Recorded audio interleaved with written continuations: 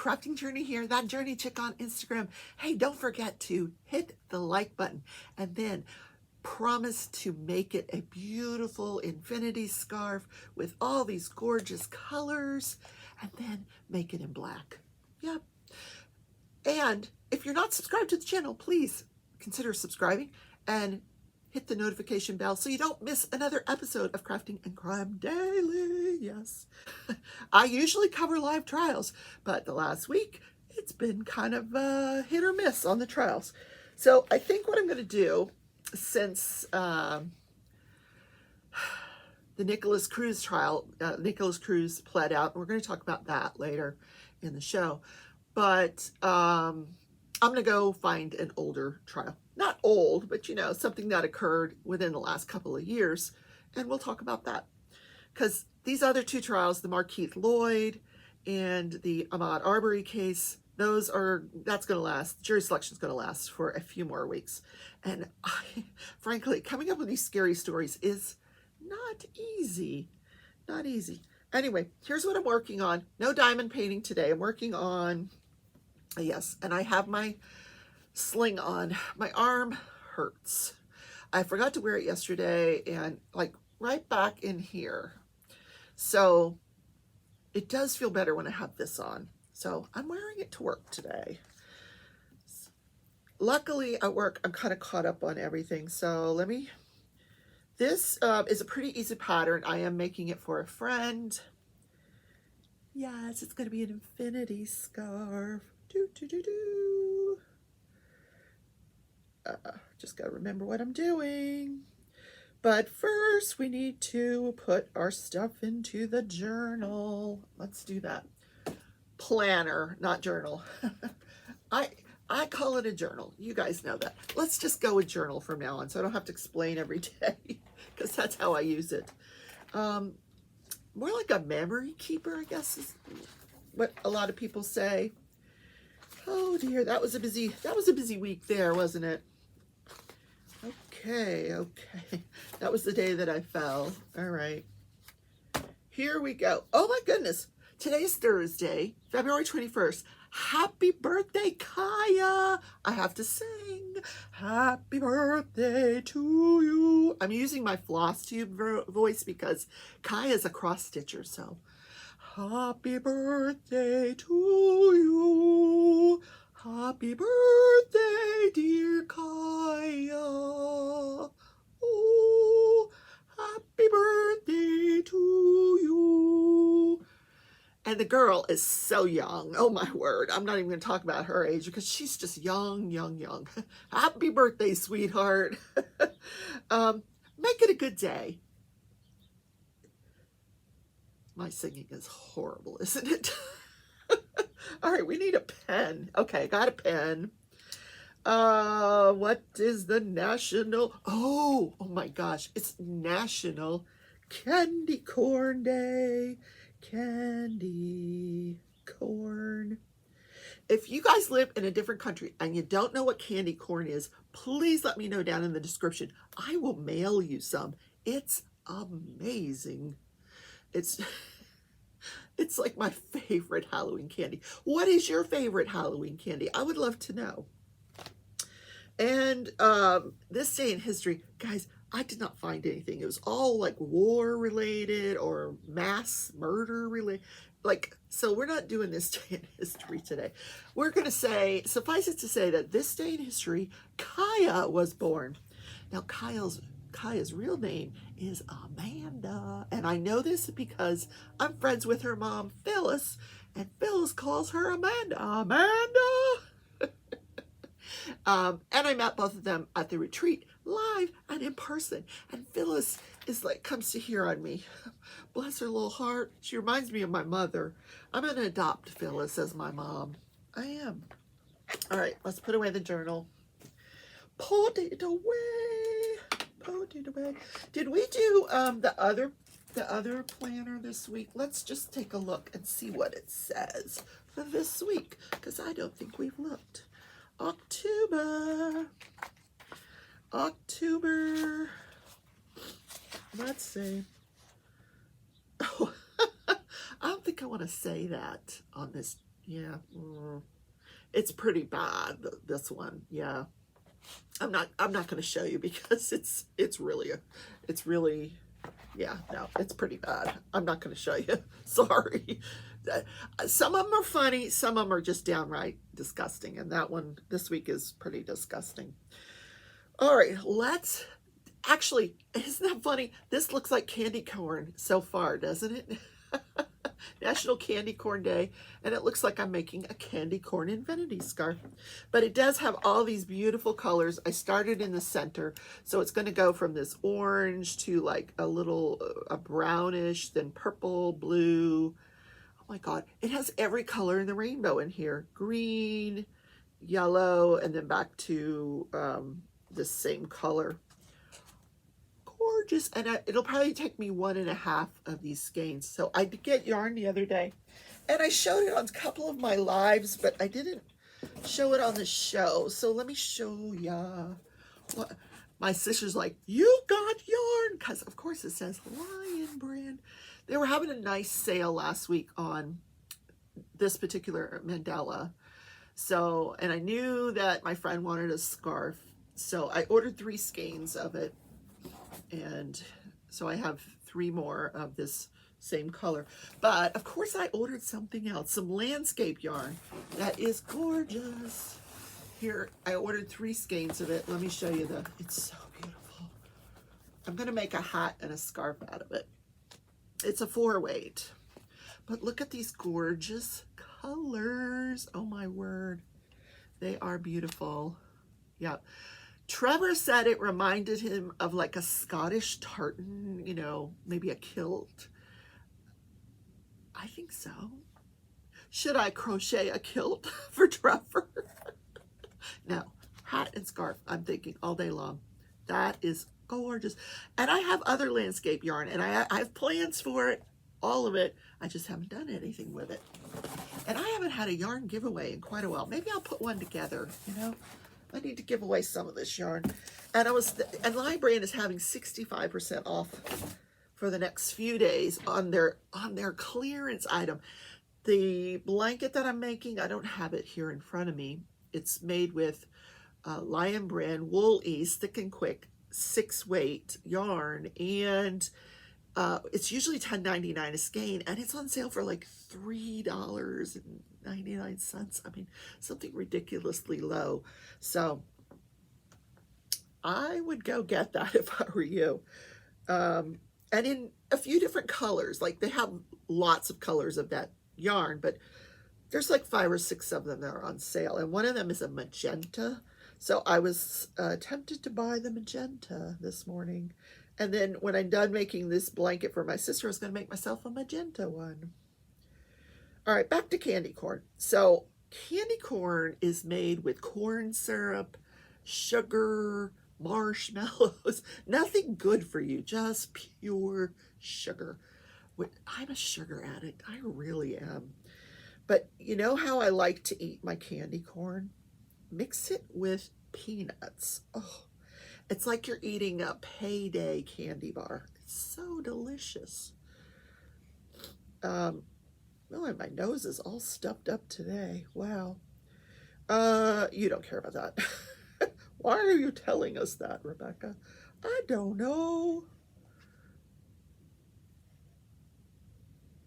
Hopefully, you know, I'm going to the doctor tomorrow morning. Hopefully I can get like a cortisone shot, because this weekend is 24 hours of cross stitch. And so it's hashtag 24 HOCS, I think. Hashtag, yeah, hours of cross stitch. Yeah. So I am in this group, Facebook group, and they do this every now and then. They do this 24 hours of cross stitch. The last time I did 14 hours. Now I will see, I think it's something I can do, you know, because I think I can relax my arm and do it at this kind of an angle. Even this, what I'm doing here, I should be doing at this angle. In fact, I'm going to do it at this angle. Let me bring the microphone closer, and I will cross stitch at this angle. So yesterday was the Nicholas Cruz was supposed to begin jury selection. Now, Nicholas Cruz, he's 23 years old. Let me tell you a little bit about this guy. He was, well, we all know he was the murderer. He was a mass murderer, and he went into this high school in Parkland, Florida, Marjorie Stoneman Douglas High School, and he had an AK-15, or no, an AR-15. I don't know anything about guns. I really don't. I'm terrible with guns. He had 11 magazines. Each magazine held 30 rounds. That's a lot of bullets, 330 bullets. So he went in and he started firing there was doors to the classrooms, and there were people outside the classrooms that he was shooting at. But then there were, above the door, there was glass that you could see into the classroom, and he just started shooting through the glass at people in the classroom. And he just went from classroom to classroom. Then he goes up the stairs and he starts going from classroom to classroom. He finds people that are hiding in certain spots. He shoots them. On his way back, if they were still alive, he shoots them again. Really horrible. So I'm watching this yesterday, and what happened yesterday was, instead of them they were supposed to begin a trial. The judge was in a larger courtroom to accommodate all the people that were going to want to see this, because you have the parents of all of those victims that wanted to be part of this trial. They wanted to see it, and they have the right to be there. So she got a larger courtroom, and lo and behold, instead of picking a jury, he says, nope, I'm pleading guilty to everything. So I watched it, and the judge spent quite a bit of time asking him questions just to ascertain whether he really was doing this knowingly and voluntarily. Like, no one had promised him anything in return for him pleading guilty. And he did. And she said, do you suffer from any illnesses? And he did say that he suffers from depression and anxiety. And she says, well, is that affecting you now? And he says, well, I'm very anxious. And she said, well, that's, anybody in your situation would be anxious. So, we're not going to stop for that. But she said, do you understand everything that's happening? And he says, oh yeah, I understand everything. He had a chance to talk to his attorneys. Now, my thoughts when I was watching this was, the courtroom was packed, absolutely packed. Media on one side, family members on the other side. It was so heartbreaking to watch these family members. Oh my God. Even the men were crying. They all had tissues. They're like dabbing their eye. It was so sad, so sad. Got something in my eye. He was charged with 17 counts of premeditated murder, first-degree murder, and then 17 counts of premeditated attempted first-degree murder. 34 counts that he was charged with. Wow. So my thought was, where are his parents? Where are his people? Does he have no people? So I looked it up. I Googled it, of course. And this kid, and I say kid, man, he just had a pretty rotten childhood, this kid. At 3 years, at birth, he was given up for adoption. He was adopted by a couple. At 3 years old, he watched his father pass away. He suffered for years from attention deficit hyperactivity disorder. He was delayed. And let me even go back. His mother, his birth mother, was taking cocaine during her pregnancy. So he was a cocaine baby. And I can tell you from having cared for these babies after, I was a neonatal intensive care nurse before I became an attorney. I took care of these little tiny babies whose mother had smoked crack cocaine before they gave birth to these children. And these babies, oh, bless their little hearts, they would come out and they were just miserable. We had to medicate them, sedate them. They were all very hyper. They were crying all the time. And this carries through their lifetime. This is how they, I think it does something to their brain, this cocaine. Anyway, so this is how he got his start in life. Now, he had a brother, so he and his brother were both adopted. Like I said, he watched his father die at 3 years old. He grows up. He's a problem child his entire childhood. His mother is trying to raise him on her own. She dotes on him. He's got his Xbox. He's spoiled rotten. He's in a special education program because he's slow. They think he's autistic. He goes to counseling. He gets all the things that a mother should do. And then in 2017, his mother passes away. Now, I don't know why she passed away. So then he and his brother have to go live with a family member. So in Parkland, so he goes to live with this woman in Parkland who's a family member. She, even before we get there, prior to the mother passing away, the adopted mother passing away, she had called the Broward Sheriff's Office many, many times, like hundreds of times, because he was being violent. So clearly something was not right in this guy's head.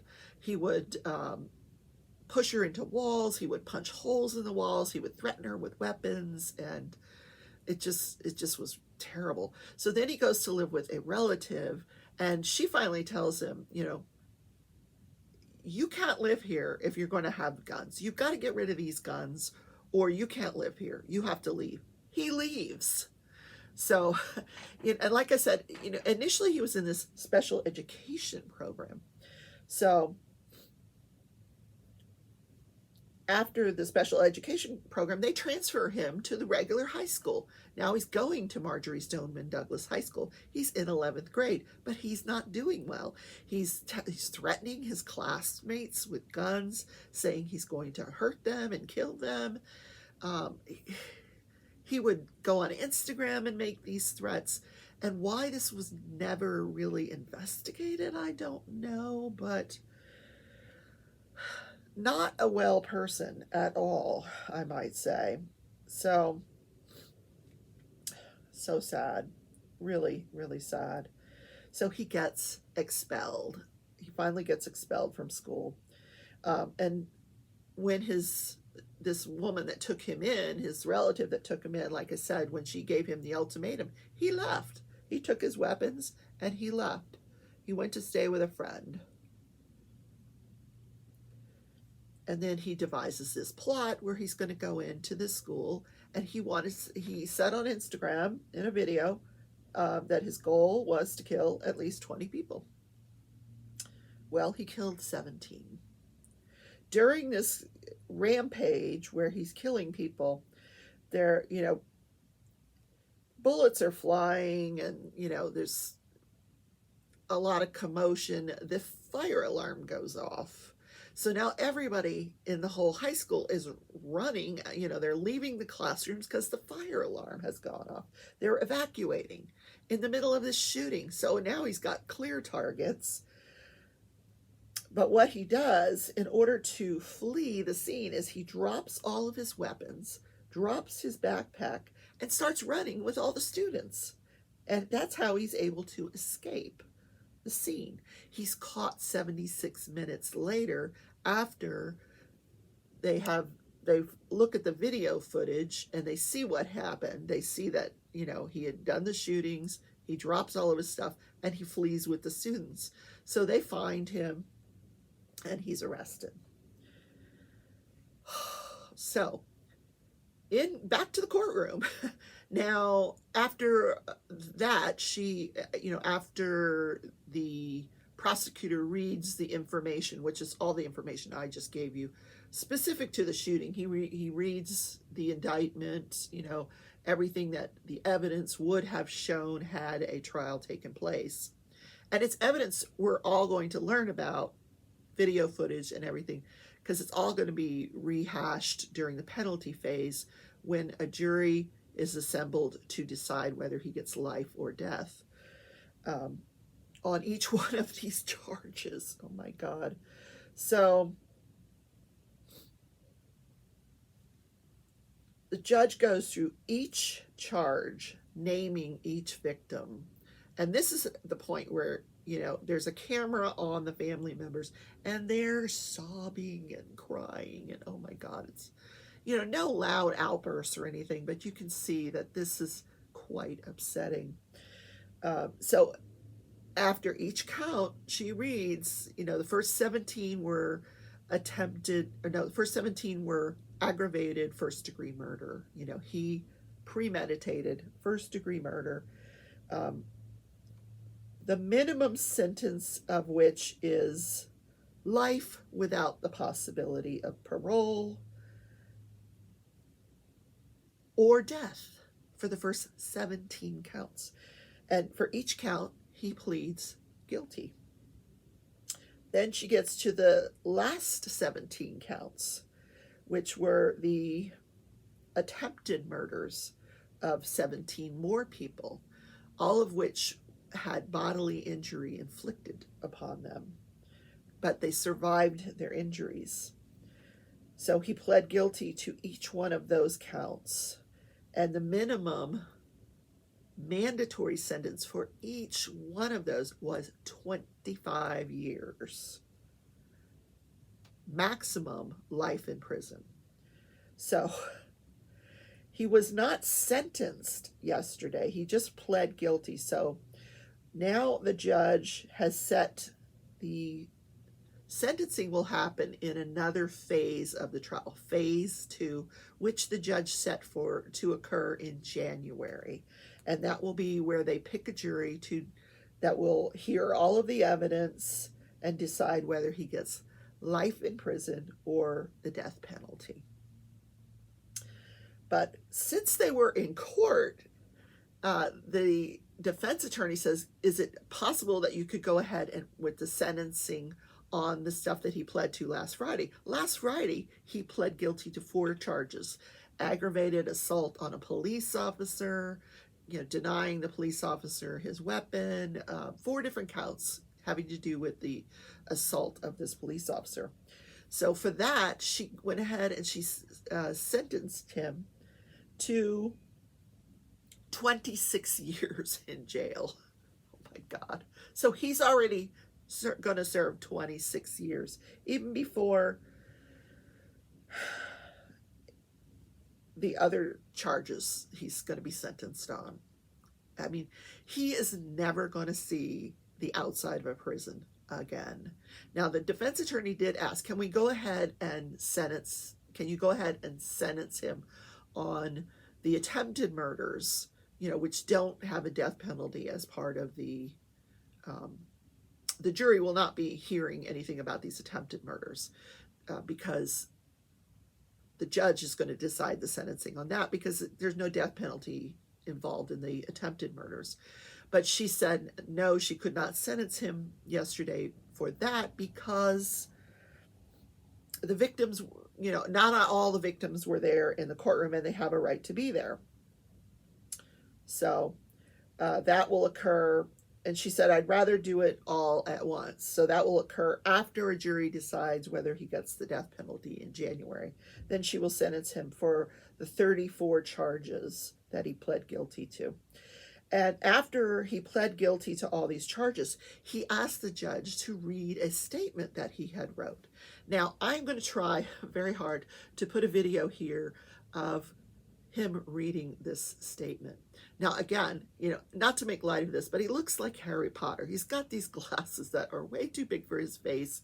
He's wearing a sweater vest over a shirt in South Florida. Who dresses like that in South Florida? Nobody. I don't know where he got these clothes, but I mean, and he's just skinny. It's like he's not eating. I think if I had been his defense attorney, I think I would want to have explored an insanity defense. I would want to have explored the autism, the fact that he was a cocaine baby, the fact that he had ADHD and depression and anxiety and all of these things combined as a defense, but I don't know why they didn't. Or maybe they did and they just couldn't get a psychiatrist to agree to testify that he was not in his right mind when he committed these acts. I guess it's possible to have all those things and still knowingly commit these acts. It's pretty horrible. So if I can, I will put him reading this statement here. So guys, if I was not able to get that there, what he did was he read the statement. He basically he had written it to address the victims' families.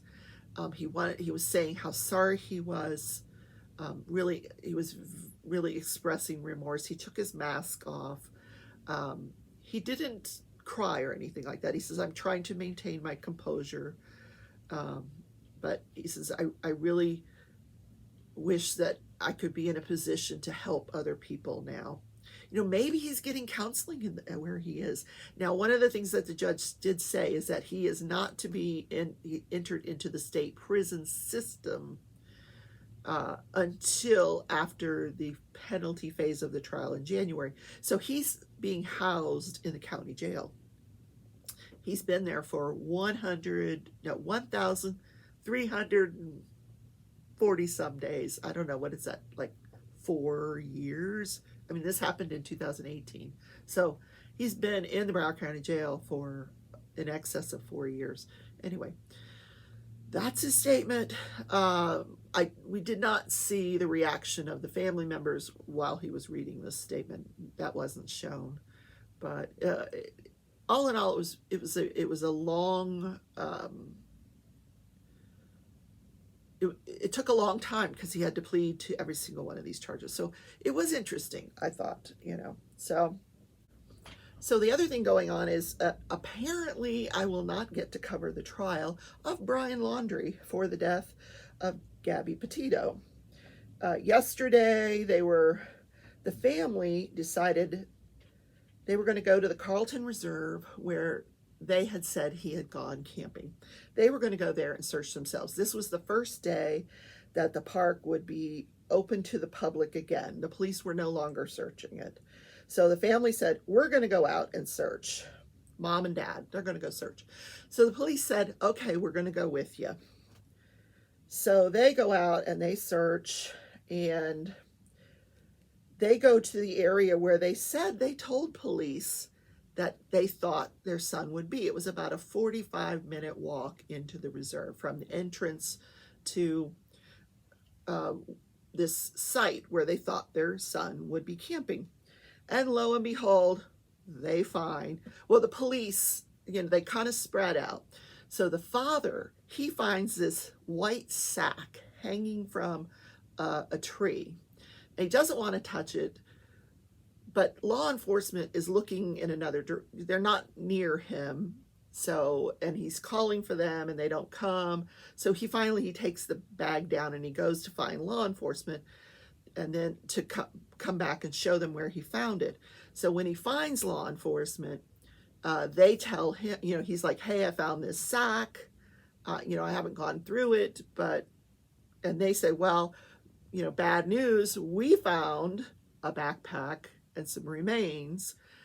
Inside the backpack was a notebook. Now, how they say that this was possible because this area had been underwater for a good part of their search and now was dried up because, you know, South Florida hasn't had much rain. So now this area is dry. So I would think this backpack and notebook were probably not in very good shape, but it was identified as Brian Laundrie's backpack and Brian Laundrie's notebook. So, and the remains were in the same vicinity as the backpack and the notebook. So the medical examiner was called out to the scene. They set up a tent. They established a perimeter that I imagine they're going to search because it was only partial remains. The alligators might have got to them. I don't know. That's the sad truth about that. But how horrible for those parents. For me, it's strange that like they go on this search and lo and behold, something is found. I mean, it sounds really weird. But just to be clear, the parents did not find the backpack or the partial remains. It was the police that found it. And I don't know that they actually, I think they saw the backpack, but I don't know that they saw the remains. And it was apparent that those remains had probably been there for a while, quite decomposed. It's going to take the medical examiner some time to investigate, conduct the autopsy, and let us know if this is him. They're probably going to have to do it through DNA. So more to come on that, but there will be no trial coverage because it's very likely he is deceased. It's very unlikely that this is someone else's body. So sad ending to a terrible, terrible case. 2 young lives, you know, just ruined. Terrible. Anyway, like I said, I'm going to get an older trial so we can go back to covering trials. I'll find one that's interesting, and or I'll come up with another scary story. You know, what's your choice? Or I could do both. Yeah. Okay, so guys, that's the show for today. I got to get my butt to work.